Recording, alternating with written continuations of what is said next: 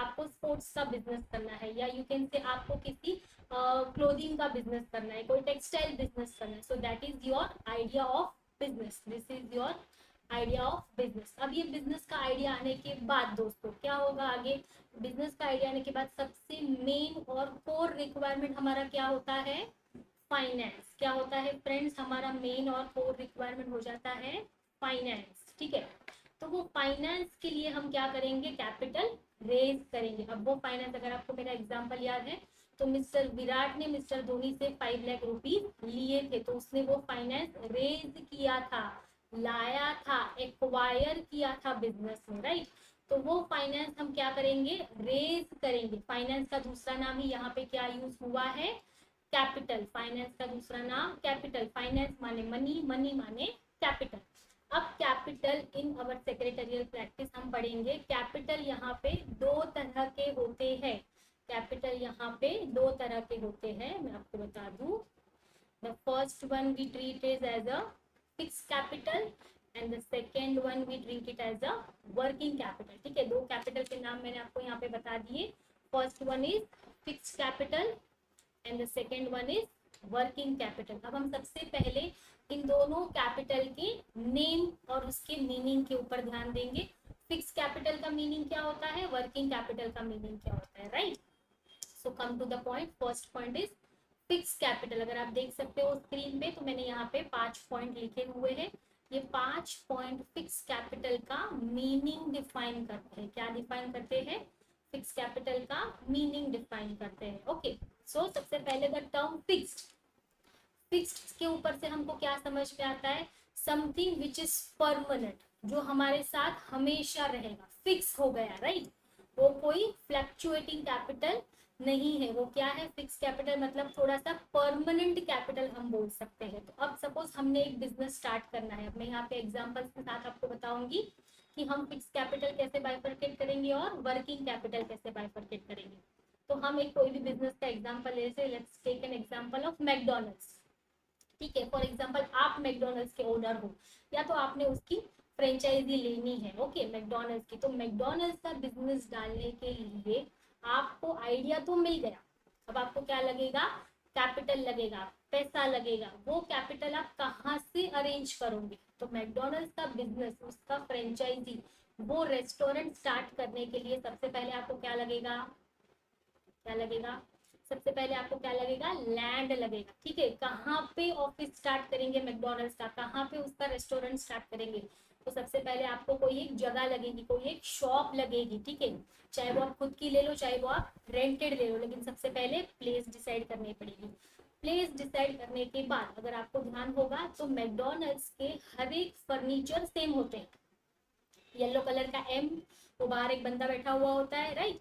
तो वो जो मैकडोनल्ड्स का एक क्या बोलते हैं, ट्रेडमार्क है, एक स्टैंडर्ड सिग्नेचर है मैकडोनल्ड्स का। वो एम देखोगे तो आप समझ जाओगे कि ये तो मैकडोनल्ड्स ही है, वो एम कोई और रेस्टोरेंट यूज कर सकता नहीं है। तो आपको उसके लिए फर्नीचर फिक्सचर लगेगा, ठीक है। क्या लगेगा, फर्नीचर फिक्सचर लगेगा। ये सब बेसिक है, अभी तक हमारा रेस्टोरेंट स्टार्ट हुआ नहीं है, हमने बर्गर बेचना शुरू नहीं किया है, हम तो अभी रेस्टोरेंट को बना रहे हैं, ठीक है। तो आपको क्या लगेगा, फर्नीचर लगेगा। उसके आगे थोड़ा सा जाओगे तो आपको वो सब चीजें बनाने के लिए, जो भी फूड पार्सल्स आप वहाँ पे बनाने वाले हो, उसे आप बर्गर बनाने वाले हो, आप पास्ता बनाने वाले हो, आप फ्रेंच फ्राइज बनाने वाले हो, उसके लिए आपको मशीनरी लगेगी।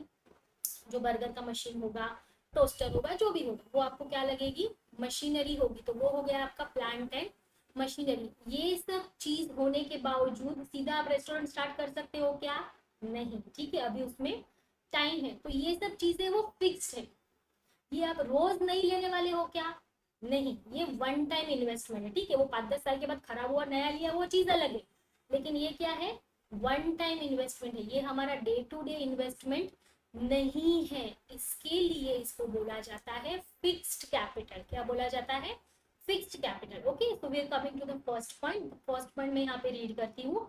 The first point is said as fixed capital use for buying fixed asset. किसके लिए यूज किया जाता है उसको, फिक्स्ड असेट बाई करने के लिए यूज किया जाता है, ठीक है। जैसे मैंने आपको बताया कि हमने एक प्लेस लिया, हमने प्लांट एंड मशीनरी ली, हमने फर्नीचर लिया, तो that is a fixed asset of that McDonald's, of that restaurant, of our business. Second point, this capital stage in the business for longer time. ये कैसे होता है? लंबे टाइम के लिए होगा। आज जो प्लांट मशीनरी लिया वो कल बदल दोगे क्या? नहीं, वो खराब हो जाएगा या तो पुराना हो जाएगा, कोई नया टेक्नोलॉजी आएगा तो आप बदलोगे, लेकिन वो कम से कम 2 4 5 साल के लिए तो रहता है। तो वो दूसरा पॉइंट है उसका, fix capital gives us for longer period of time. Fixed asset हमारी लॉन्ग पीरियड ऑफ टाइम के लिए होती है। Third point, fix capital is a capital invested for acquiring fixed asset. हमारा थर्ड पॉइंट क्या बता रहा है? Acquiring fixed asset. ठीक है, मैं बता देती हूँ आपको यहाँ पे, देखिए, acquiring fix capital invested for acquiring fixed asset, मतलब एक्वायर करना, लेना, बिजनेस में फिक्स्ड असेट लेने के लिए जो कैपिटल यूज करते हैं उसको क्या बोला जाता है? फिक्स्ड कैपिटल बोला जाता है। उसके आगे फोर्थ पॉइंट, जैसे मैंने बताया कि वो ऑलमोस्ट परमानेंट कैपिटल होता है। ठीक है, क्या होता है वो? Almost permanent capital. देखो, आपने मैकडोनल्ड्स की ब्रांचेस देखी होगी, तो वो ब्रांच आज यहाँ पे है, 2 महीने के बाद कहीं और होगी क्या? नहीं, जनरली वो 1 2 3 साल के लिए एक ही जगह पे होती है। ठीक है, रोज नई नई ब्रांचेस अलग अलग जगह पे एक ही ब्रांच ओपन नहीं कर सकते। ठीक है, so it is basically and permanent, sorry, it's basically a permanent capital. क्या बोलते हैं उसको? Permanent capital. जैसे उसके एग्जांपल हो गए land and building, plant and machinery, furniture, fixture. मैंने तीनों बताया आपको। मैकडोनल्ड्स के लिए आपने जो जगह ली वो लैंड एंड बिल्डिंग हो गया, जो आपने मशीनरी इन्वॉल्व की है उसमें आपने जैसे टोस्टर लिया हो या कोई मशीन लिया हो, फ्रेंच का मशीन लिया हो, तो वो प्लांट एंड मशीनरी हो गई। और फर्नीचर, तो आपने मैकडोनल्ड्स का जो भी फर्नीचर बनाया है, सिटिंग बनाया है, रिसेप्शन डेस्क बनाया है, बाहर वो चेयर के ऊपर वो बुड्ढा बैठा होता है वो बनाया है, तो वो सब चीजें क्या हो गई? Furniture and fixture. Now coming to the fifth point, ये generally fix capital is required generally at the time of establishment. Establishment का मीनिंग क्या होता है? स्टार्टअप। जिस दिन आपने बिजनेस स्टार्ट किया उसको एस्टेब्लिशमेंट बोला जाता है। तो जनरली फिक्स कैपिटल तभी लगता है। फिर डे टू डे एक बार बिजनेस स्टार्ट हो गया, आपने बर्गर बेचने शुरू कर दिए, उसके बाद फिक्स कैपिटल का रिक्वायरमेंट इतना नहीं होता, कम हो जाता है। इन केस, हमेशा ऐसा नहीं होता, इन केस अगर आप कोई एक्सपांशन कर रहे हो, आप अपनी ही दूसरी ब्रांच ओपन कर रहे हो, या फिर आप कुछ डेवलपमेंट कर रहे हो, तो आपको लगेगा। जैसे कि आपकी मैकडोनल्ड्स की ब्रांच, हमने वही एग्जांपल लिया है, तो मैकडोनल्ड्स की ब्रांच शुरू होकर आपको 5 साल हो गए। अब आपकी ब्रांच में जो भी चेयर्स थी फॉर एग्जांपल कस्टमर्स को बैठने के लिए, अब वो थोड़ी सी खराब हो गई है या टूट गई है, टेबल अच्छा नहीं लग रहा है, क्रॉकरी अच्छी नहीं लग रही है, तो उसको आप क्या करोगे? चेंज करोगे। ठीक है, तो उसको बोला जाता है डेवलपमेंट या तो एक्सपांशन। आप बढ़ा रहे हो, नई ब्रांच खोल रहे हो, या तो कुछ डेवलपमेंट कर रहे हो, आप अच्छा ला रहे हो। पहले आप प्लास्टिक के ग्लास यूज करते थे, आप एक्रेलिक के ग्लास यूज करने लगे, तो आपने क्या किया? कुछ तो डेवलपमेंट कर दिया। सो ये सब चीजों के लिए आपको क्या लगेगा? फिक्स कैपिटल लगेगा। ये बेसिकली आपका परमानेंट कैपिटल होता है, लॉन्गर पीरियड ऑफ टाइम के लिए होता है। ये बिजनेस में कब लाते हैं? जब बिजनेस एस्टेब्लिश कर रहे हो, एस्टेब्लिश यानी कि स्टार्टअप कर रहे हो। तो ये हमारा फिक्स कैपिटल का बेसिक मीनिंग यहाँ पे मैंने आपको बता दिया। Now moving towards working capital requirement. ठीक है, अब हम यहाँ पे वर्किंग कैपिटल रिक्वायरमेंट पढ़ेंगे। वर्किंग नाम पे से क्या समझ में आता है? वर्किंग मतलब जो चल रहा है, ठीक है, काम कर रहा है। फिक्स कैपिटल फिक्स हो गया, वर्किंग कैपिटल चल रहा है, कुछ तो काम कर रहा है। So working capital basically relates to your day to day transactions.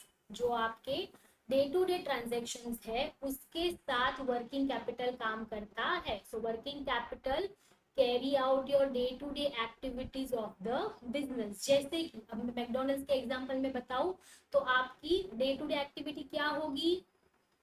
बताओ। डे टू डे एक्टिविटी होगी कि आपके जो कस्टमर आएंगे उसको आपको सर्विस प्रोवाइड करनी है। जैसे किसी ने बर्गर का ऑर्डर दिया, किसी ने फ्रेंच फ्राइज का ऑर्डर दिया, किसी ने पिज्जा का ऑर्डर दिया, ठीक है, तो अकॉर्डिंगली वो प्रोडक्ट आपको आपके कस्टमर तक पहुंचाने हैं। ये डे टू डे एक्टिविटी हो गई जो लाइव है। इसके पीछे भी बहुत सारी डे टू डे एक्टिविटी चलती है। बर्गर कैसे बनेगा? जादू से तो बनेगा नहीं। बर्गर के लिए आपको आलू लगेगा, पाव लगेगा उसका, वो सब जो मटेरियल है बर्गर बनाने के लिए, वो मटेरियल भी आपको डे टू डे बेसिस पे लाना पड़ेगा। जैसे कि चीज बर्गर है तो पूरे 2 साल का चीज एक साथ लेके आ जाओगे क्या? नहीं, वो आपको रोजाना लाना पड़ेगा। ठीक है, आज का चीज आज ही यूज कर पाओगे या फिर कल यूज कर पाओगे ज्यादा से ज्यादा, लेकिन एक चीज आप कुछ 2 साल के लिए यूज कर सकते नहीं हो। सो ये जो डे टू डे एक्टिविटी है उसको लिए जो वर्किंग कैपिटल लगता है उसको बोलते हैं वर्किंग कैपिटल। सेकेंड पॉइंट मैंने इसमें बताया हुआ है that it is raw material to finish goods. देखिए मैंने यहाँ पे लिखा हुआ है रॉ मटेरियल से लेके फिनिश गुड्स तक का जो प्रोडक्ट है। ठीक है, रॉ मटेरियल मतलब हमारा आलू, चीज, ब्रेड, ये सब रॉ मटेरियल है और फिनिश गुड्स क्या है? बर्गर। तो इस प्रोसीजर के लिए ये हम डेली करने वाले, न जाने दिन में कितनी बार हम बर्गर बनाने वाले हैं। ठीक है, सो रॉ मटेरियल से लेके फिनिश गुड्स तक का जो भी प्रोसेस होता है उसके लिए जो पैसा लगता है उसको बोला जाता है वर्किंग कैपिटल। ये सब चीजें हमारे पास फ्री में आती नहीं है, तो इसके लिए क्या लगता है? कैपिटल लगता है। ठीक है, third point, working capital is required for the smooth functioning of a business. Business के स्मूथ फंक्शनिंग के लिए। ठीक है, आप किसी को ऐसा बोल सकते हो क्या? किसी ने आके बोला मुझे 10 बर्गर चाहिए, अरे सर रुको मुझे पाव लाना पड़ेगा, मुझे आलू लाने पड़ेंगे। नहीं, आप ऐसा नहीं बोलते हो। You keep resources available. आप क्या करते हो? रिसोर्सेज को अवेलेबल करते हो। सो that is smooth functioning of a business. Fourth point, mainly for long credit period business. आपने ये कहाँ यूज करना है? जब आपका लॉन्ग क्रेडिट पीरियड होता है। सॉरी, लॉन्ग क्रेडिट पीरियड मतलब क्या? सबसे पहले हम देखेंगे मीनिंग क्रेडिट का। क्रेडिट मतलब क्या? क्या बोलोगे क्रेडिट मतलब? किसी को आइडिया हो रहा है तो? क्रेडिट मतलब हिंदी में बताएंगे तो उधारी, ऐसे होता है उधारी। फॉर एग्जाम्पल, अब मैकडोनल्ड्स का मैंने आपको एग्जाम्पल दिया है तो वहां पे आलू की या पाव ब्रेड की जरूरत लगती है, तो आप मैकडोनल्ड्स के ओनर हो तो क्या आप डेली के पाव के पैसे दोगे क्या पाव वाले को? डेली के आलू के पैसे दोगे आलू वाले को? नहीं, आप क्या करोगे? ज्यादा से ज्यादा मंथली हिसाब रखोगे। पूरे महीने का आलू का कितना हो गया, पूरे महीने का ब्रेड का कितना हो गया, राइट? समझ में आ रहा है? So that is credit period. अगर आपका क्रेडिट पीरियड ज्यादा है तो आपको वर्किंग कैपिटल भी ज्यादा लगेगा। फॉर एग्जाम्पल, आपका कोई बिजनेस है, for example you are making a pen, आपका ये मैन्युफैक्चरिंग का बिजनेस है पेन का। ठीक है, अब ये पेन मैंने आज बनाना शुरू किया है, 5 दिन के बाद ये बन जाएगा। उसके बाद मैंने ये भेजना है मेरे कस्टमर्स को, मेरे होलसेलर्स को, वो बेचेंगे, फिर उनको कस्टमर से पैसा आएगा और वो मुझे पेमेंट करेंगे। आज ही मैंने ये पेन दिया तो आज के आज मुझे पूरा पैसा आता नहीं है। सो बाय दैट टाइम, जब तक मुझे वो पैसा रिटर्न आता है तब तक तो मैंने ये पैसा भरा हुआ है। So that is credit period. अगर 15 दिन के अंदर मुझे पैसा आ जाता है तो 15 दिन का क्रेडिट पीरियड। तो जितना लंबा क्रेडिट पीरियड उतना लंबा वर्किंग कैपिटल रिक्वायरमेंट, उतना लॉन्ग, उतना ज्यादा वर्किंग कैपिटल रिक्वायरमेंट अपने को लगता है। यहाँ पे एक फॉर्मूला भी दिया हुआ है आपको, ये आपको पूछा जा सकता है। ठीक है, फिल इन द ब्लैंक्स में पूछते हैं इसको जनरली, या फिर मैच द फॉलोइंग में भी पूछते हैं इसको। क्या है? Working capital is equal to current assets minus current liability. Current assets minus current liability. समझ में आ रहा है? अब करंट असेट्स मतलब क्या और करंट लायबिलिटी मतलब क्या? करंट असेट्स यानी कि जहां से आपको पैसा आने वाला है या आपका पैसा वहां पे जमा है। ठीक है, जैसे हमारा बैंक हो गया, हमारे रिसीवेबल्स हो गए। रिसीवेबल्स यानी जो हमको पैसा देने वाले हैं, सपोज वो हो गया 100 रुपीज। और करंट लायबिलिटी मतलब क्या? हमको किसी को पैसा देना है, वी आर लायबल टू पे, हम पैसा देने के लिए जिम्मेदार है, तो वो हो गया हमारा करंट लायबिलिटी। फॉर एग्जाम्पल, वो है हमारा 80 रुपीज, 100 रुपया आने वाला है और 80 रुपया जाने वाला है, तो एक्चुअली हमारे पास बचेगा कितना? 20 रुपया। कितना बचेगा? 20 रुपया। तो वो हमारा वर्किंग कैपिटल है। आप 100 रुपया वर्किंग कैपिटल नहीं गिन सकते, अरे वो 100 रुपया आने वाला है वो मेरे पास रहेगा, नहीं, उसमें से 80 रुपए तो आपको किसी को देना है तो 100 minus 80 is equal to 20 rupees. तो 20 rupees is your net working capital. ठीक है, 100 रुपीज क्या होता है आपका, 100 रुपीज आपका ग्रॉस वर्किंग कैपिटल है। वो आज आया, एक दो दिन यूज किया, ठीक है, कल तो देना ही है अपने को 80 रुपए। तो वो आपको हमेशा नेट वर्किंग कैपिटल के ऊपर ही अपना बिजनेस रन करना है। सो बच्चों यहाँ पे समझ में आ रहा है, capital requirements refers to need of finance. Need of finance brings to raise of capital. Need of finance हमको कहाँ लेके जाता है, कैपिटल रेज करने के लिए। कौन से तरह के कैपिटल होते हैं, fix capital and working capital. दो कैपिटल होते हैं। फिक्स कैपिटल नाम से ही पता चलता है, बाय फॉर फिक्स्ड असेट्स। ठीक है, फिक्स कैपिटल से हम क्या कर सकते हैं, फिक्स्ड असेट बाय कर सकते हैं। और वर्किंग कैपिटल नाम से ही पता चलता है, चलने वाला, मतलब day to day business activity के लिए जो कैपिटल हम यूज करेंगे उसको वर्किंग कैपिटल बोला जाता है। फिक्स कैपिटल और वर्किंग कैपिटल के बारे में आगे भी हम डीप में पढ़ेंगे। अब हम इसके बाद पढ़ने वाले हैं फिक्स कैपिटल को कौन से फैक्टर्स अफेक्ट करते हैं और वर्किंग कैपिटल को कौन से फैक्टर्स अफेक्ट करते हैं। ठीक है, जैसे मैंने बोला कि आपको कभी कभी वर्किंग कैपिटल ज्यादा लगेगा, कभी कभी कम लगेगा, तो वो बहुत सारे एक्सटर्नल इंटरनल फैक्टर्स हैं जो हमारी फिक्स कैपिटल की या तो वर्किंग कैपिटल की रिक्वायरमेंट को डिसाइड करेंगे। कोई बिजनेस में फिक्स कैपिटल ज्यादा लगेगा तो वर्किंग कम लगेगा, कोई बिजनेस में वर्किंग कैपिटल ज्यादा लगेगा तो फिक्स कम लगेगा। वो क्या है वो हम इसके के आगे आंसर में पढ़ने वाले। लास्ट लेक्चर में हमने पढ़ा था फिक्स कैपिटल और वर्किंग कैपिटल का कंसेप्ट। ठीक है, फिक्स कैपिटल क्या होता है, जो हमारी फिक्स्ड असेट परचेज करने के लिए यूज किया जाता है। और वर्किंग कैपिटल क्या होता है, working capital which we use for our day to day activities of the business. So moving towards the next answer of the subject is factors affecting fixed capital requirement। factors affecting fixed capital requirement। ठीक है, अगर आप यहाँ पे देखोगे तो just a second, fix capital requirement. ठीक है, तो फैक्टर्स अफेक्टिंग का मीनिंग क्या होता है। ठीक है, फिक्स कैपिटल रिक्वायरमेंट मतलब जो हमारी फिक्स कैपिटल की जरूरत है उसको कौन से फैक्टर्स अफेक्ट करते हैं। अफेक्ट करते हैं यानी कि उसकी वजह से, कोई पर्टिकुलर फैक्टर की वजह से हमारी फिक्स कैपिटल की नीड बढ़ती है या तो कम होती है। That is called fix capital requirement, जिसको फैक्टर्स अफेक्ट करते हैं। ठीक है, welcome to the point number 1।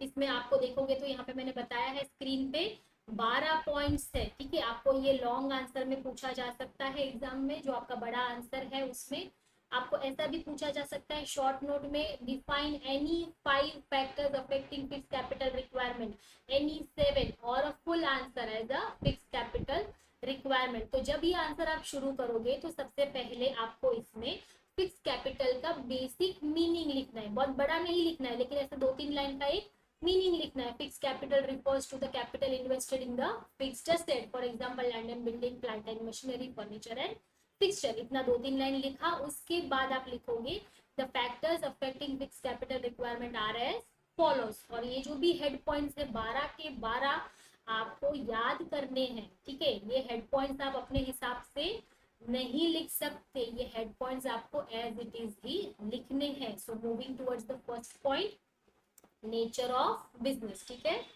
क्या है यहाँ पे देखो, मैं मार्क कर रही हूँ nature of business. Nature of business मतलब बिजनेस का स्वभाव कैसा है। ठीक है, स्वभाव मतलब वो किस तरह का बिजनेस है।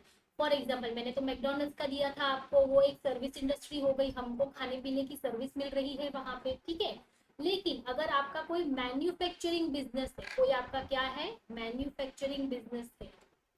देखो यहाँ पे मैंने लिखा है मैन्युफैक्चरिंग बिजनेस। मैन्युफैक्चरिंग मतलब आप कुछ प्रोडक्ट बना रहे हो। ठीक है, प्रोडक्शन का बिजनेस है, तो आपको फिक्स कैपिटल की रिक्वायरमेंट ज्यादा होगी।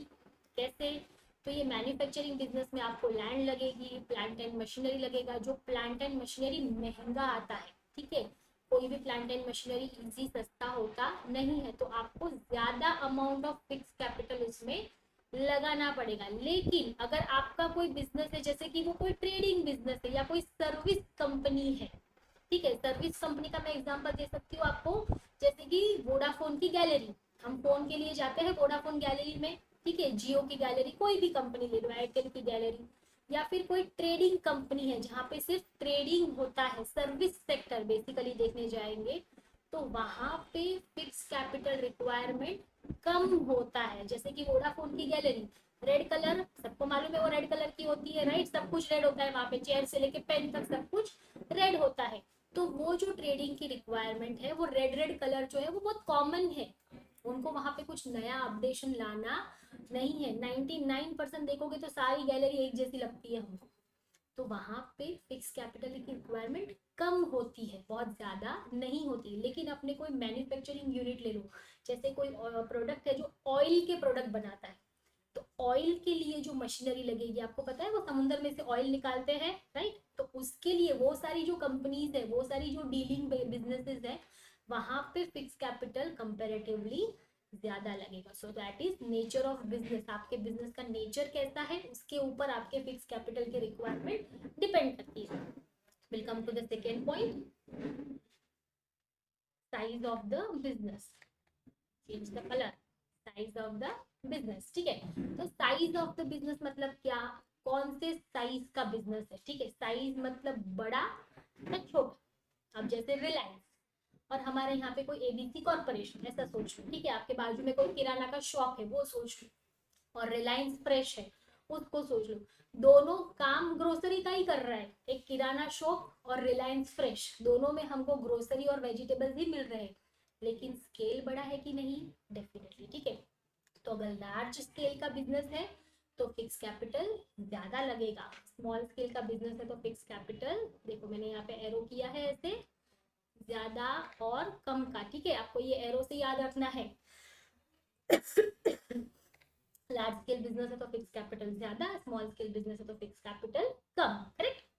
Now will move towards the third point, scope of business. Scope, ये वर्ड आपने बहुत सुना होगा जब आपने एडमिशन लिया हुआ 11th में, कॉमर्स लेना है, साइंस लेना है, आर्ट्स लेना है, तो आपको देखा अरे कॉमर्स में बहुत स्कोप है, आर्ट्स में कुछ खास स्कोप नहीं है, साइंस बहुत टफ है, ठीक है, स्कोप है बट बहुत टफ है, ये जनरल बेसिक मेंटालिटी होती है स्टूडेंट की। तो स्कोप मतलब क्या, अगर कोई बड़ा ग्रोथ वाला बिजनेस है जिसकी डिमांड बहुत ज्यादा है, ठीक है, बहुत हाई लेवल का बिजनेस है, तो उसमें फिक्स कैपिटल रिक्वायरमेंट ज्यादा हो गई। कोई मीडियम बिजनेस है जिसमें इतनी जरूरत नहीं है हमको ग्रोथ की, एक्सपांशन की, तो वो लो लेवल बिजनेस है, तो वहां पे फिक्स कैपिटल आपको देखो कम लगेगा। लार्ज स्कोप ऑफ बिजनेस और small scope of business, for example आपके यहाँ पे कोई बाजू में एक इलेक्ट्रिक शॉप है, ठीक है, जहाँ पे छोटा मोटा इलेक्ट्रिक का कामकाज होता है, कुछ रिपेयर करवाना है, कुछ टूट फूट गया तो हो जाता है, लेकिन और एक शॉप है जहाँ पे सारी इलेक्ट्रिक आइटम्स मिलती है, देखो दोनों का नेचर तो सेम ही है, इलेक्ट्रॉनिक्स का ही नेचर है, लेकिन एक जहाँ पे इलेक्ट्रॉनिक्स की आइटम्स मिल रही है जैसे कि fridge, TV, washing machine etcetera, और एक जहाँ पे ये सब चीजें रिपेयर हो रही है, ठीक है, जैसे आपका टोस्टर खराब हो गया, जैसे कोई आपकी घड़ी खराब हो गई, ऐसा, तो दोनों के स्कोप में डिफरेंस है, समझ रहे हो आप, स्कोप में डिफरेंस है। तो if there is a large scope there will B large fix capital requirement. देखो आपको इलेक्ट्रिक रिपेयरिंग की शॉप का इंटीरियर देखो, और कोई जाके स्नेहांजलि का इंटीरियर देखो जहाँ पे बहुत अच्छा, एंट्री में ही आपको एकदम ऐसा लगेगा अरे सब हम ले ले। So that is scope of the business, समझ रहा है। Fourth point will come to extent of lease और रेंट। सबसे पहले हम मीनिंग देखेंगे लीज का। लीज मतलब भाड़ा, भाड़े पे लेना, भाड़े पे देना। रेंट का तो मीनिंग समझ में आता है, रेंट का प्योर मीनिंग भाड़ा ही है। तो अगर आप कोई रेंटेड असेट लेते हो अपने बिजनेस में, अपने बिजनेस में जो असेट चाहिए वो भाड़े पे लेते हो, तो आपको फिक्स कैपिटल का कॉस्ट कम हो जाएगा, आपको नया नहीं लेना है। लेकिन अगर आप खुद का लेते हो तो फिक्स कैपिटल का कॉस्ट बढ़ जाएगा, आपको फिक्स कैपिटल ज्यादा लगाना पड़ेगा अपने बिजनेस में, समझ आ रहा है। जैसे कि मैकडोनल्ड्स का बिजनेस, आपने सारा फर्नीचर भाड़े पे लेके आ गए 2 साल के लिए, तो फिक्स कैपिटल नहीं लगाना है उसमें, आपको नया लैंड मशीनरी, प्लांट मशीनरी चीजें नहीं लेनी है, लेकिन खुद का करोगे तो लेनी पड़ेगी। तो अगर रेंटेड है तो लो फिक्स कैपिटल, ओन्ड है तो ज्यादा फिक्स कैपिटल, ठीक है। Will come to the next point, point number 5, arrangement of sub contract. ठीक है, ये सब कॉन्ट्रैक्ट के बारे में पढ़ेंगे हम, अरेंजमेंट ऑफ सब कॉन्ट्रैक्ट। सब कॉन्ट्रैक्ट का मीनिंग क्या होता है, सब कॉन्ट्रैक्ट मतलब किसी और को कॉन्ट्रैक्ट देना, किसी और को कॉन्ट्रैक्ट देना। जैसे हमारा मैकडोनल्ड्स का बिजनेस, मैकडोनल्ड्स में बिजनेस में हम पाव वहां पे बनाते हैं क्या? मैकडोनल्ड्स वाला जो बर्गर का पाव है, बर्गर बन है, वो बनाता है क्या? नहीं, वो रेडी लेके आता है, उसमें वो टिक्की डाल के हमको दे देता है, करेक्ट। तो उसने जो ये बिजनेस है किसी के साथ आउटसोर्स किया है। देखो मैंने यहाँ पे वर्ड यूज किया है आउटसोर्स, समझ रहे हैं आपको ये वर्ड आउटसोर्स करना? कोई भी काम जो आपके बिजनेस से रिलेटेड है वो आपने आउटसोर्स कर दिया है, तो आपकी फिक्स कैपिटल रिक्वायरमेंट कम हो जाएगी। समझ आ रहा है कैसे कम हो जाएगी? फिक्स कैपिटल रिक्वायरमेंट कम हो जाएगी। अगर वो पाव हम खुद बनाने वाले होते तो उसके लिए भी हमको मशीनरी लेना पड़ता, ये तो मैंने लिया नहीं है मशीनरी, मैंने किसी और को दे दिया, तो हमारा फिक्स कैपिटल रिक्वायरमेंट क्या हो गया? कम हो गया। लेकिन अगर आप ऐसा नहीं करते हो, आप सारे सबॉर्डिनेट काम जो है वो खुद करते हो, तो आपका फिक्स कैपिटल क्या है? बढ़ जाएगा। समझ आ रहा है? Next point will go for is acquisition of old assets. ठीक है, ओल्ड असेट्स मतलब पुरानी असेट्स, जैसे मैंने यहाँ पे वर्ड लिखा हुआ है रीसेल। ठीक है, क्या है? रीसेल। अब जो रेस्टोरेंट बिजनेस होता है, अगर आपको पता हो तो उसमें एक फ्रिज की जरूरत होती है, एग्जाम्पल। तो ये फ्रिज जो है वो एक मशीन है, अगर ये मशीनरी आप नहीं लोगे तो आपकी फिक्स कैपिटल रिक्वायरमेंट बढ़ जाएगी। लेकिन वही मशीनरी को अगर आप रीसेल में लोगे, किसी के पास से रीसेल में लोगे जिसकी ऑलरेडी यूज किया हुआ है, सेकेंड हैंड बोलते हैं हम, वैसे लोगे तो आपकी फिक्स कैपिटल रिक्वायरमेंट क्या है? कम हो जाएगी। ये सारे फैक्टर्स जो है वो आपकी फिक्स कैपिटल की रिक्वायरमेंट को बता रहे हैं, ज्यादा होगी या कम होगी। ठीक है, next point will go with this acquisition. Acquisition का मीनिंग पता है आपको? लेना। ठीक है, हमने स्टार्टिंग में ही पढ़ा हुआ है, acquisition of assets on concessional rate. Concession वहीं से समझ में आता है, कंसेशन मतलब थोड़ा सा सस्ता। कंसेशन का मीनिंग क्या हो गया? एक्चुअल प्राइस से सस्ता, तो यानी कि लो प्राइस। अगर आपको कोई असेट सस्ते में मिल गई, ठीक है, जैसे मैंने फ्रिज की बात की, तो फ्रिज थोड़ा सा साइड में से स्क्रैच आ गया है तो वो आपको सस्ते में मिल जाएगा, तो आपकी फिक्स कैपिटल रिक्वायरमेंट जो है वो कम हो जाएगी। क्या हो जाएगी? कम हो जाएगी। अंडरस्टूड? समझ रहा है? ये कंसेशन रेट पे दे रहे हैं हम लोग, कोई असेट है उसको हमने सेकेंड हैंड में ले लिया है, कि थोड़ा सा सिमिलर ही है, रीसेल में लिया या सेकेंड हैंड में लिया, थोड़ा सा सेम ही है, 6 पॉइंट और 7 पॉइंट, अकॉर्डिंगली वो प्राइस कम हो जाएगी। Next will go with the international conditions. International मतलब हमारे नेशन के बाहर, हमारे देश के बाहर। अगर आप इंडिया में हो तो इंडिया से बाहर कोई भी बिजनेस चल रहा है तो वो इंटरनेशनल बिजनेस होता है। ये पॉइंट उसी को लगता है जिसका इंटरनेशनल बिजनेस है। ठीक है, अगर आपका कोई छोटा सा शॉप है एक जगह पे, जैसे कि आपका मुंबई में एक जगह पे शॉप है, आप मुंबई के बाहर ट्रेड नहीं करते हो, तो ये पॉइंट आपको लगेगा ही नहीं। लेकिन एज ए रिलायंस, इन्फोसिस, ये जो बड़ी बड़ी कंपनी है, टाटा, ठीक है, ये कंपनियां आउट ऑफ भी काम करती है, ओवरसीज भी काम करती है, फॉरेन में भी इनकी ब्रांचेस है। तो अगर आप ऐसा देखोगे तो आपकी fix capital requirement international condition के ऊपर डिपेंड करती है। फॉर एग्जाम्पल मैंने यहाँ पे लिखा है, देखो, वॉर।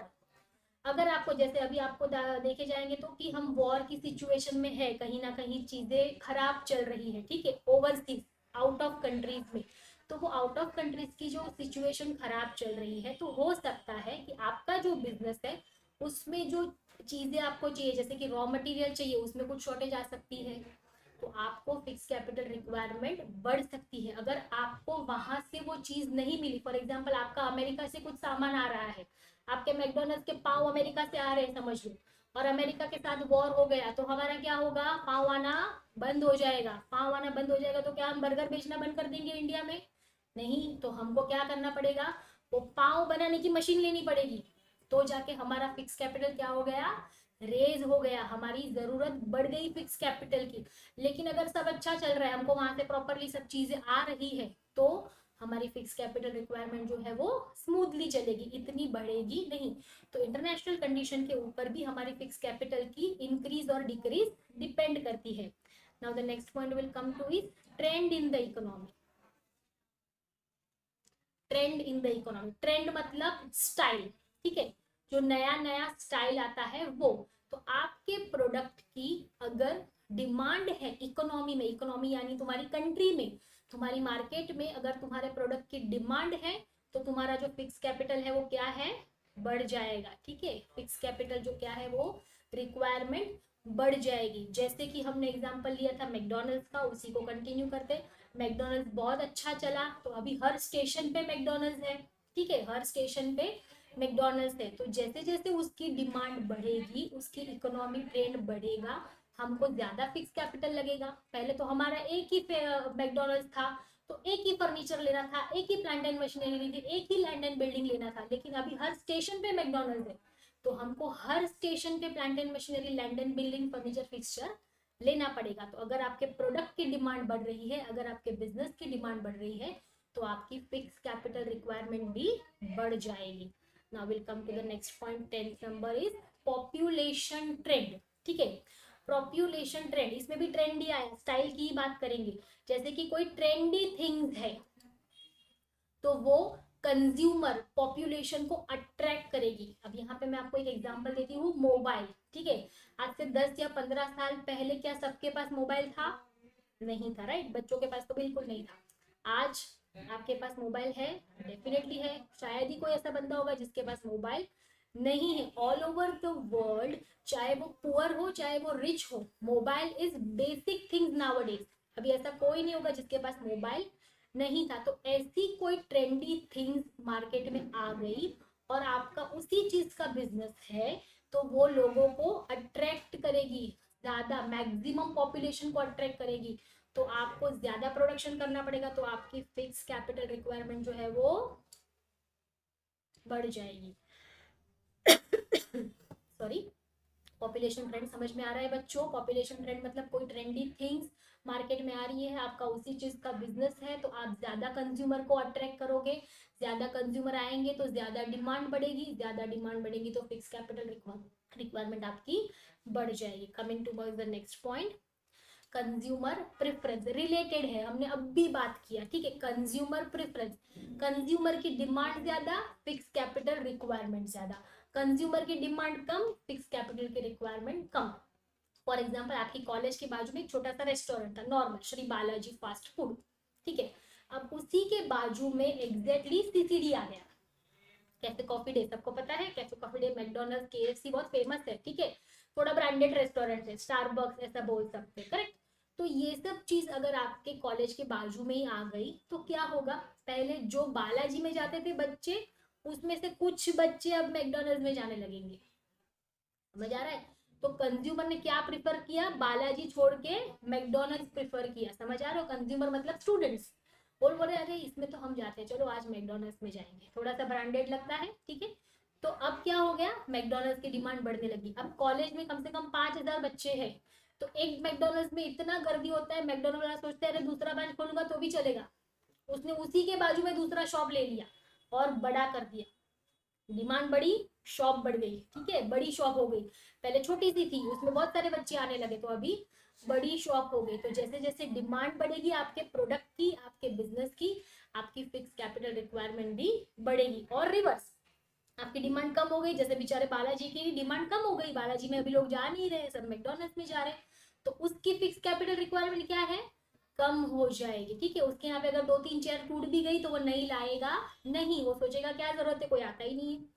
तो reverse is true. The last factor is, last but not the least, competitive factor. Competitive factor, competitive मतलब कॉम्पिटिशन। ठीक है, कंपटीशन बढ़ेगा, फिक्स कैपिटल रिक्वायरमेंट बढ़ेगा। कंपटीशन कम होगा, फिक्स कैपिटल रिक्वायरमेंट कम होगा। जैसे कंपटीशन बढ़ा, बालाजी वाला ऐसे भी सोचते हैं अरे मुझे भी अभी थोड़ा नया बनाना पड़ेगा, थोड़ा फैंसी लुक देना पड़ेगा अपनी रेस्टोरेंट को, तो मेरे यहाँ पे भी बच्चे अट्रैक्ट होके आएंगे। तो ये किस वजह से उसने सोचा? क्योंकि बाजू में मैकडोनल्ड्स आ गया। समझ आ रहा है? तो उसकी वजह से कंपटीशन आ गया, पहले वो अकेला था। तो जैसे जैसे बिजनेस में कंपटीशन आएगा, एक ही बिजनेस करने वाले बहुत सारे लोग आएंगे, तो फिक्स कैपिटल की रिक्वायरमेंट बढ़ेगी। ठीक है, increase in the fix capital requirement. With this, यहाँ पे हमने 12 पॉइंट्स कवर किए हैं फिक्स कैपिटल के रिक्वायरमेंट के, जो फैक्टर्स अफेक्ट करते हैं। These factors affect fix capital positively और नेगेटिवली। समझ आ रहा है आपको? ये 12 के 12 पॉइंट्स बच्चों याद रखने हैं, इसमें से आपको 5, 7, 10 कुछ भी आ सकते हैं। ठीक है, तो नेक्स्ट स्टूडेंट्स, अब हम यहाँ पे पढ़ेंगे factors affecting working capital requirement. Factors affecting fix capital requirement हमने ऑलरेडी देख लिया है। अब यहाँ पे हम देखेंगे factors affecting working capital requirement, ये आंसर भी फिक्स कैपिटल रिक्वायरमेंट की तरह ही आपको बड़े आंसर में पूछा जा सकता है। इसमें भी आप देखेंगे तो यहाँ पे भी आपको 10 पॉइंट्स दिए हुए हैं, ये प्रॉपर बड़ा आंसर ही है आपका वर्किंग कैपिटल रिक्वायरमेंट का। ना सबसे पहले अगर आपको ये आंसर आता है तो आपको शॉर्ट नोट में भी आ सकता है, छोटे आंसर में भी आ सकता है, like explain 5 factors affecting working capital requirement. What is factors affecting working capital requirement? तो सबसे पहले आपको स्टार्ट में क्या करना है, वर्किंग कैपिटल का मीनिंग लिखना है। Working capital relates to the day to day business activities which handles the smooth functioning of the business, वैसे आपको उसका मीनिंग लिखना है। फिर आपको ये फैक्टर्स स्टार्ट करने हैं सेम फिक्स कैपिटल की तरह ही। सबसे पहला यहाँ पे कौन सा पॉइंट है, nature of business. Nature of business मतलब वर्किंग कैपिटल के, जो बिजनेस में वर्किंग कैपिटल लगता है उसमें वो बिजनेस का नेचर कैसा है उसके ऊपर वहां पे डिपेंड करता है कि फिक्स कैपिटल ज्यादा लगेगा या कम लगेगा। फॉर एग्जाम्पल आपका कोई डेली कंजम्पशन का बिजनेस है, डेली कंजम्पशन का बिजनेस का मैं आपको एग्जाम्पल देती हूँ, जैसे कोई नॉर्मल जनरल स्टोर, ठीक है, जैसे कोई किराने का स्टोर रहता है जहाँ पे सोप टूथपेस्ट वगैरह सब चीजें मिलती है। तो वहां पे कैसे होता है, वहां पे कोई क्रेडिट पीरियड होता है क्या? नहीं, ठीक है। आप आज यहाँ पे टूथपेस्ट लेने जाओगे तो आपको वहां पे कैश देना पड़ेगा, ये लो 50 रुपीज और मुझे एक टूथपेस्ट दे दो, ठीक है। आप ऐसा नहीं बोल सकते अरे मैं इंस्टॉलमेंट में पे करूँ क्या, हर महीने 10-10 रुपया दूं क्या टूथपेस्ट का, ऐसा नहीं होता है। ये डेली के कंजम्पशन प्रोडक्ट्स है तो उसका पेमेंट आपको ऑन द स्पॉट करना रहता है। तो अगर ऐसे डेली कंजम्पशन बिजनेस है आपके आपके बिजनेस का नेचर अगर कोई डेली कंज्यूमर प्रोडक्ट्स का है तो आपकी वर्किंग कैपिटल रिक्वायरमेंट कम होगी, क्योंकि आपको इमीडिएट पैसा आ जाएगा, आपने गुड्स बेचा पैसा आ गया। लेकिन अगर आपका कोई लग्जरियस थिंग्स का बिजनेस है, लग्जरियस थिंग्स यानी कि एसी, टीवी, बाइक, कार, ये सब लग्जरियस थिंग है। कार क्या पूरा पैसा देके लोग लेते हैं क्या? नहीं। कार के पेमेंट के लिए क्या होता है, अगर हमने पेमेंट किया है कार का तो हम इंस्टॉलमेंट में ही लेंगे, कार के ऊपर लोन लिया होगा। फ्रिज लिया है हमने 50,000 रुपए का तो एक साथ पेमेंट करते हैं क्या जनरली? नो। तो ऐसी कोई लग्जरियस चीजों का अगर नेचर है आपके बिजनेस का तो आपकी वर्किंग कैपिटल क्या हो जाएगी, बढ़ जाएगी, क्योंकि आपको डे टू डे ट्रांजेक्शन में फटाफट पैसा आने वाला नहीं है। तो वर्किंग कैपिटल रिक्वायरमेंट क्या हो जाएगी, बढ़ जाएगी। समझ में आ रहा है? फर्स्ट पॉइंट हमारा यहाँ पे नेचर ऑफ बिजनेस, ठीक है। Second point size of business. Size of business का मीनिंग क्या होता है, बड़ा बिजनेस या छोटा बिजनेस, ठीक है। अगर लार्ज स्केल बिजनेस है तो वर्किंग कैपिटल रिक्वायरमेंट ज्यादा, स्मॉल स्केल बिजनेस है तो वर्किंग कैपिटल रिक्वायरमेंट कम। जैसे कि कोई जनरल स्टोर छोटा सा हमारे बिल्डिंग के नीचे वाला वो है तो वहां पे वर्किंग कैपिटल की रिक्वायरमेंट कम, वहां पे दिन में आने वाले कस्टमर कितने, 10-15-20, इससे ज्यादा कस्टमर वहां पे आते नहीं है, ठीक है। तो वो नॉर्मल वर्किंग कैपिटल पे चल जाएगा, अगर उसकी शॉप में 15-20 हजार है तो उसका दिन निकल जाएगा। लेकिन उसकी जगह पे आप बिग बाजार की बात ले लो, डीमार्ट की बात ले लो, ये भी कंज्यूमर गुड्स ही रखता है, यहाँ पे भी डे टू डे आइटम्स ही मिलती है, लेकिन उसका वर्किंग कैपिटल क्या होगा, डेफिनेटली ज्यादा होगा, क्योंकि वहां पे कस्टमर की एंट्री, साइज ऑफ बिजनेस बहुत बड़ा है। So that is large scale business है तो ज्यादा वर्किंग कैपिटल, स्मॉल स्केल है तो कम working capital. Understood? Third point will see it, volume of sales. Volume मतलब क्वांटिटी, ठीक है। सेल्स ज्यादा, वर्किंग कैपिटल ज्यादा, सेल्स कम, वर्किंग कैपिटल कम। सेम एग्जांपल, जनरल स्टोर जाओगे तो सेल्स उसका दिन का कितना होगा, थोड़ा बहुत, मिनिमम, ज्यादा कुछ सेल्स होता नहीं है। So they are in need of small working capital.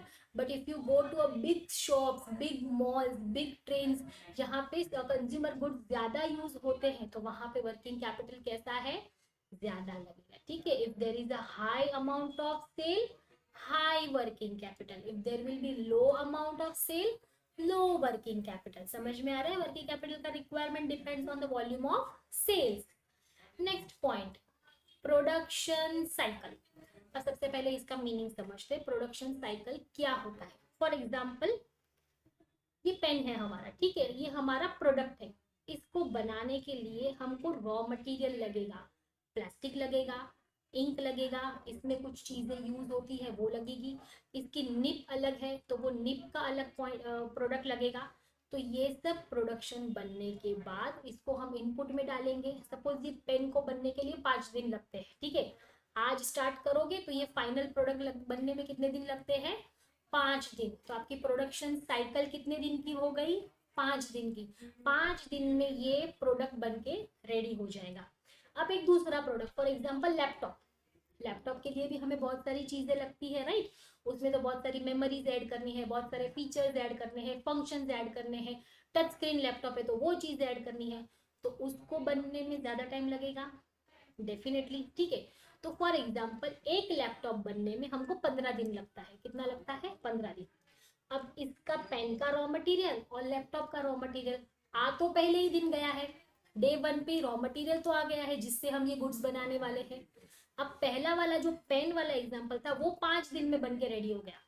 तो 5 दिन में अगर हम 6th डे पे बेच देंगे तो हमारा तो पैसा रिकवर। लेकिन कंप्यूटर को बनने में 15 दिन लग गए, तो हमने जो पहले दिन पे इन्वेस्ट किया था वो 15 दिन तक अटका हुआ है, जब तक कंप्यूटर बन के बाहर नहीं आता। समझ में आ रहा है? तो कंप्यूटर का प्रोडक्शन साइकिल डेज ज्यादा है, पेन का प्रोडक्शन साइकिल डेज कम है। ये समझ में आया? प्रोडक्शन साइकिल क्या होता है अब यहाँ पे पढ़ेंगे।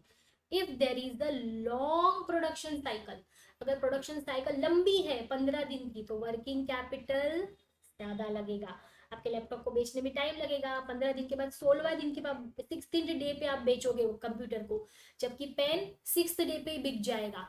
तो 7th डे आपका पैसा रिकवर हो जाएगा। तो अगर शॉर्ट वर्किंग प्रोडक्शन साइकिल है तो वर्किंग कैपिटल आपको कम लगेगा। समझ में आ रहा है प्रोडक्शन साइकिल का मीनिंग? नेक्स्ट थोड़ा सा रिलेटेड ही है, बिजनेस साइकिल। बिजनेस साइकिल मतलब क्या? आपका जो बिजनेस है वो ऑल ओवर डे 24/7 365 डेज चलता है, ठीक है। बिजनेस बंद होता नहीं है।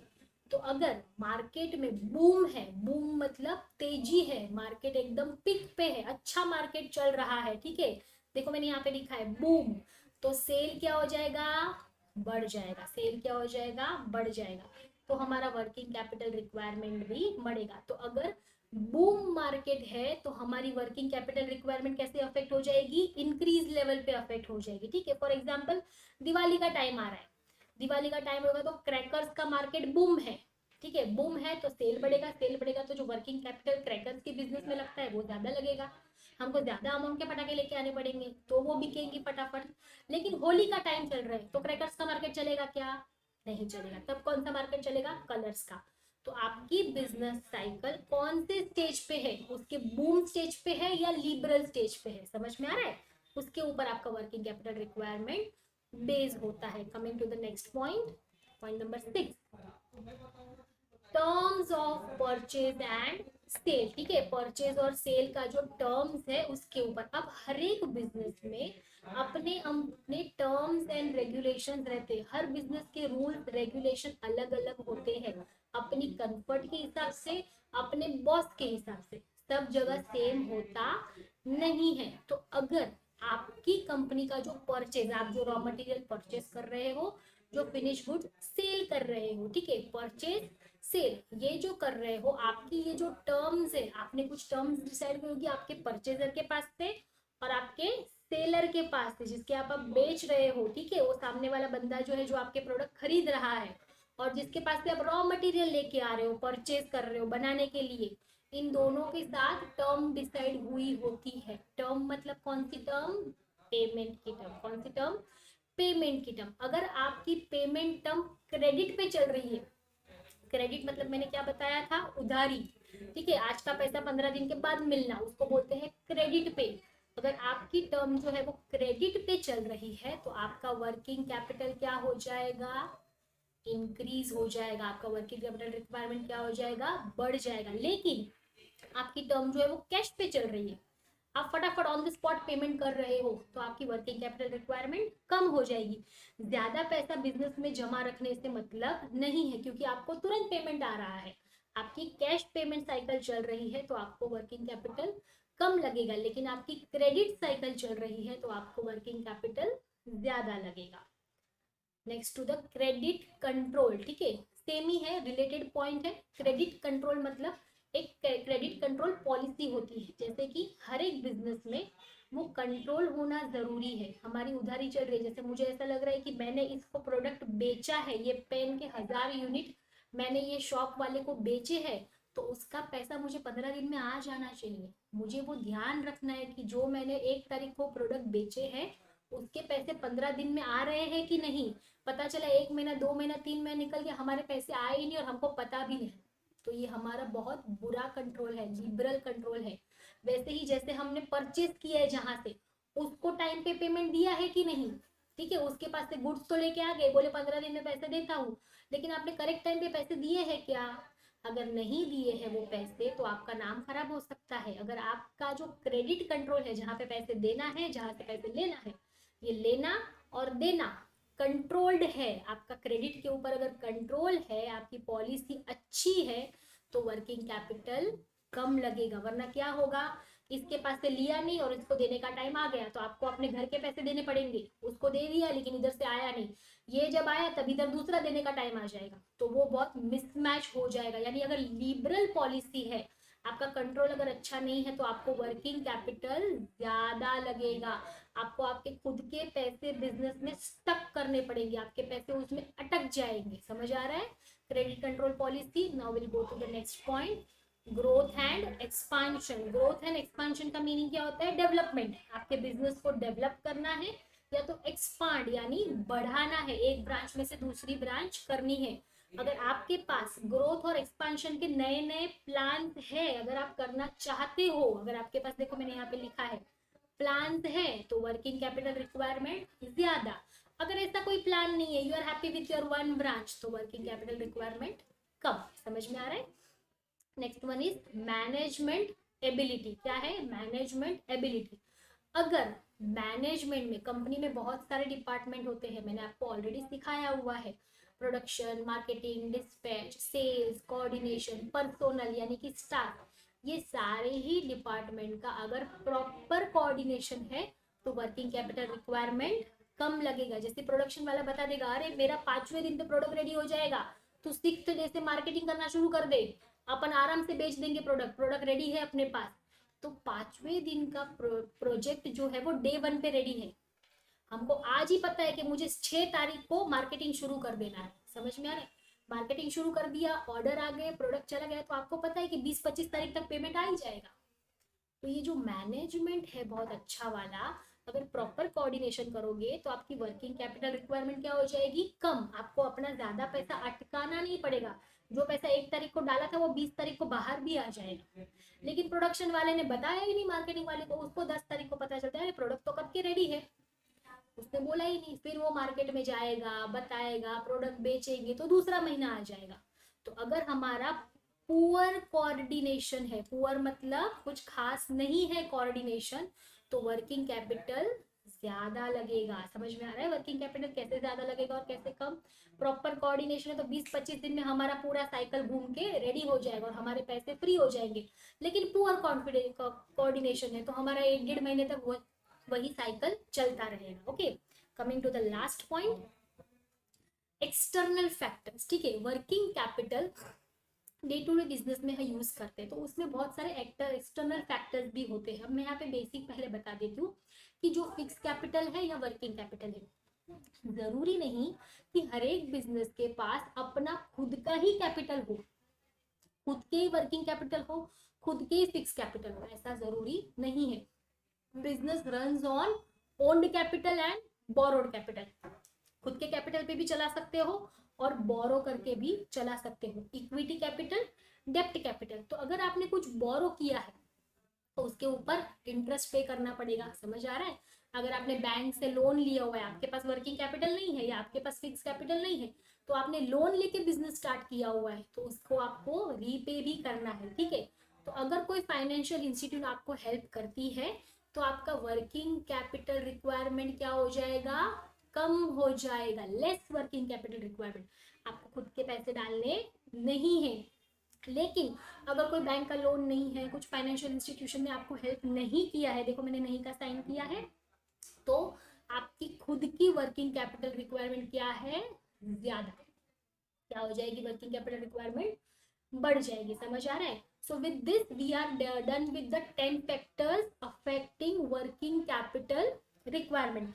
अगर आप ध्यान से देखोगे तो लॉजिक वर्किंग कैपिटल और फिक्स कैपिटल का बहुत सेम ही है। ठीक है, I'll just show you देखो ये हमने फिक्स कैपिटल के पॉइंट्स पढ़े थे, ठीक है। सेम वे यहाँ पे हमने वर्किंग कैपिटल के भी पॉइंट्स पढ़े हैं। So coming back to the things, सबसे पहले हमने इंट्रोडक्शन में पढ़ा था फिक्स कैपिटल का मीनिंग, वर्किंग कैपिटल का मीनिंग। ये दोनों ही मीनिंग आंसर के स्टार्टिंग में आपको इंट्रोड्यूस करने हैं। उसके बाद आप फिक्स कैपिटल के रिक्वायरमेंट के फैक्टर्स और वर्किंग कैपिटल रिक्वायरमेंट के फैक्टर्स लिख सकते हो, एक्सप्लेन कर सकते हो, ठीक है। With this we are ending this session. In case of any query, please revert back. Thank you.